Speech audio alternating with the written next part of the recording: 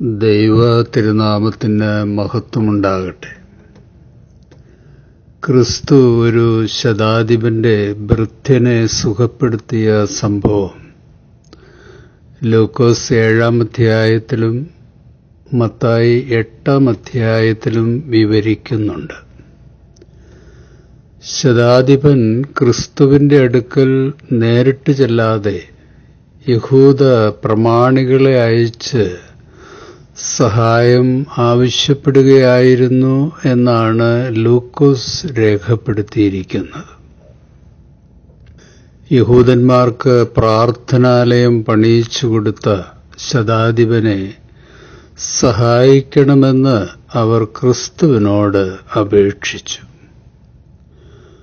വിസമ്മതമൊന്നും പറയാതെ വൃദ്ധനെ സുഖപ്പെടുത്തുവാൻ ക്രിസ്തു അവരോടൊപ്പം പോയി.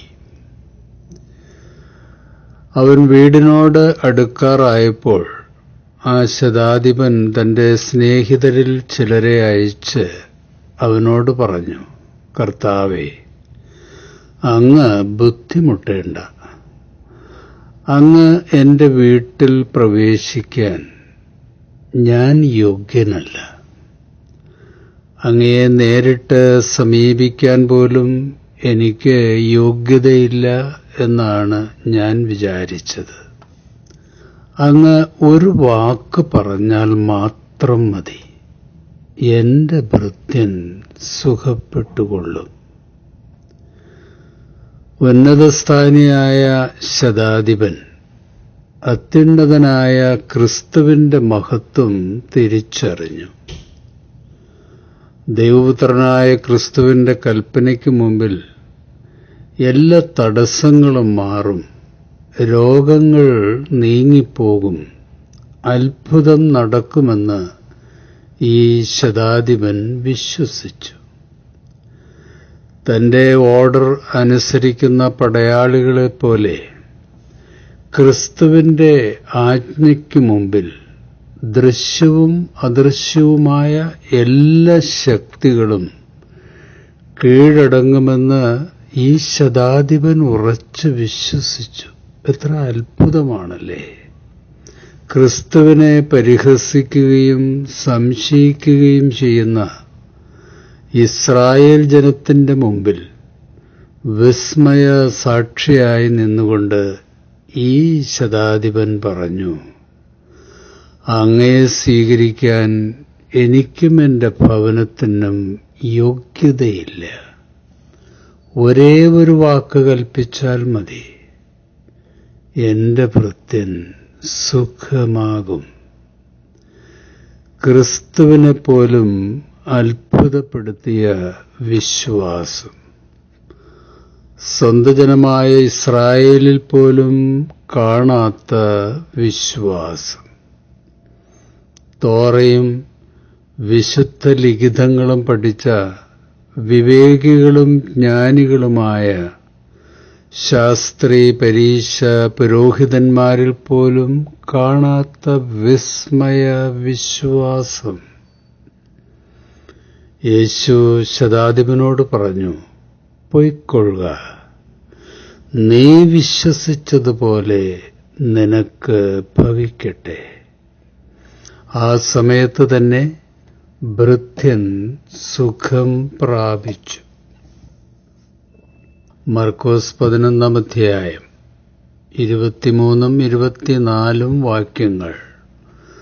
സത്യമായി ഞാൻ നിങ്ങളോട് പറയുന്നു, ആരെങ്കിലും ഈ മലയോട് ഇവിടെ നിന്ന് മാറി കടലിൽ ചെന്ന് വീഴുക എന്ന് പറയുകയും ഹൃദയത്തിൽ ശങ്കിക്കാതെ താൻ പറയുന്നത് സംഭവിക്കുമെന്ന് വിശ്വസിക്കുകയും ചെയ്താൽ അവന് അത് സാധിച്ചു കിട്ടും. അതിനാൽ ഞാൻ പറയുന്നു, പ്രാർത്ഥിക്കുകയും യാചിക്കുകയും ചെയ്യുന്ന എന്തും ലഭിക്കുമെന്ന് വിശ്വസിക്കുവിൻ, നിങ്ങൾക്ക് ലഭിക്കുക തന്നെ ചെയ്യും. നമ്മുടെ കർത്താവിന്റെ മാറ്റമില്ലാത്ത വാക്കുകളാണ് ഇത്. ഈ ശതാധിപനെ പോലെ ക്രിസ്തുവിന്റെ അത്ഭുത ശക്തിയിൽ ഉറച്ചു വിശ്വസിക്കുമ്പോൾ കർത്താവ് തീർച്ചയായും വചനമയച്ച് സൗഖ്യം നൽകും, പ്രതിസന്ധികൾ നീക്കും. കർത്താവിന് കഴിയാത്തത് ഒന്നുമില്ലെന്ന് വിശ്വസിച്ച് പ്രാർത്ഥിക്കുന്നവർക്ക് മുമ്പിൽ ദൈവം അനന്ത സാധ്യതകളുടെ വാതിൽ തുറക്കും.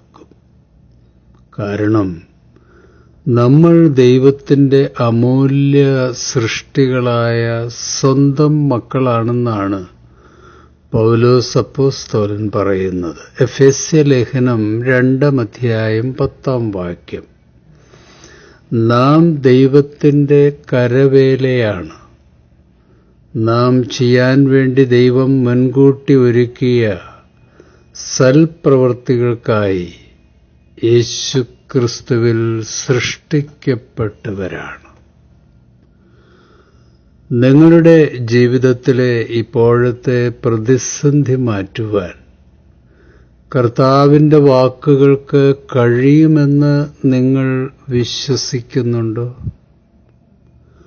വചനമയച്ച് പ്രാർത്ഥനയ്ക്ക് ഉത്തരം നൽകാനും സൗഖ്യമാക്കാനും നമ്മുടെ കർത്താവിന് കഴിയുമെന്ന് വിശ്വസിക്കുന്നുണ്ടോ? വിശ്വസിച്ചാൽ ദൈവത്തിന്റെ വിസ്മയ മഹത്വം അല്പം വൈകിയാണെങ്കിലും നമുക്ക് തീർച്ചയായും കാണുവാൻ സാധിക്കും. ക്രിസ്തു ശതാധിപന്റെ ഭവനത്തിൽ ചെന്നാൽ ഭൃത്യൻ സുഖമാകുമെന്ന് യഹൂദ പ്രമാണികൾ വിശ്വസിച്ചു. എന്നാൽ ക്രിസ്തു ഭവനത്തിൽ വരണമെന്നില്ല. ഒരു വാക്ക് കൽപ്പിച്ചാൽ ഭൃത്യൻ സുഖമാകുമെന്ന് ശതാധിപൻ വിശ്വസിച്ചു. ഇസ്രായേലിൽ പോലും കാണുവാൻ കഴിയാതിരുന്ന ഈ വലിയ വിശ്വാസം കർത്താവിനെ അത്ഭുതപ്പെടുത്തി. അവന്റെ വിശ്വാസത്തിൽ സംപ്രീതനായ കർത്താവ് വചനം അയച്ച് ഭൃത്യന് സൗഖ്യം നൽകി. ഇസ്രായേലിൽ പോലും കാണാത്ത വിശ്വാസം ഇസ്രായേല്യനല്ലാത്ത ശതാധിപനിൽ അന്ന് നമ്മുടെ കർത്താവ് കണ്ടു. അക്രൈസ്തവരായ സഹോദരങ്ങൾക്കിടയിലും ഈ ശതാധിപന്റേതുപോലുള്ള ദൈവത്തിലുള്ള അത്ഭുത വിശ്വാസം ഇന്നും നമ്മുടെ കർത്താവ് കാണുന്നുണ്ട്. സർവ്വലോകത്തിന്റെയും സന്തോഷമായി ഭൂമിയിൽ അവതരിച്ച കർത്താവ് തന്നെ വിശ്വസിക്കുന്നവരുടെ ജാതിയും നിറവും ഭാഷയും സംസ്കാരവും ഒന്നും നോക്കാതെ അത്ഭുതം പ്രവർത്തിച്ചുകൊണ്ടിരിക്കുന്നതിൻ്റെ സാക്ഷ്യം പറയുന്ന സാക്ഷികൾ ഇന്ന് ലോകത്തിൽ അനവധിയാണ്. അപ്പോസ്തലപ്രവൃത്തികൾ 10 പത്രോസ് അവരോട് സംസാരിച്ചു തുടങ്ങി. സത്യമായും ദൈവത്തിന് പക്ഷപാതമില്ലെന്നും അവിടുത്തെ ഭയപ്പെടുകയും നീതി പ്രവർത്തിക്കുകയും ചെയ്യുന്ന ആരും ഏത് ജനതയിൽപ്പെട്ടവനായിരുന്നാലും അവിടത്തേക്ക് സ്വീകാര്യനാണെന്നും ഞാൻ സത്യമായി അറിയുന്നു. അവനിൽ വിശ്വസിക്കുന്ന എല്ലാവരും അവന്റെ നാമം വഴി പാപമോചനം നേടുമെന്ന് പ്രവാചകന്മാർ അവനെക്കുറിച്ച് സാക്ഷ്യപ്പെടുത്തുന്നു. പത്രോസ് ഇത് പറഞ്ഞുകൊണ്ടിരിക്കുമ്പോൾ തന്നെ കേട്ടുകൊണ്ടിരുന്ന എല്ലാവരുടെയും മേൽ പരിശുദ്ധാത്മാവ് വന്നു. വിജാതീയരുടെ മേൽ പോലും പരിശുദ്ധാത്മാവിന്റെ ദാനം വർഷിക്കപ്പെട്ടതിനാൽ പത്രോസിനോടുകൂടെ വന്നിരുന്ന പരിച്ഛേദിതരായ വിശ്വാസികൾ വിസ്മയിച്ചു.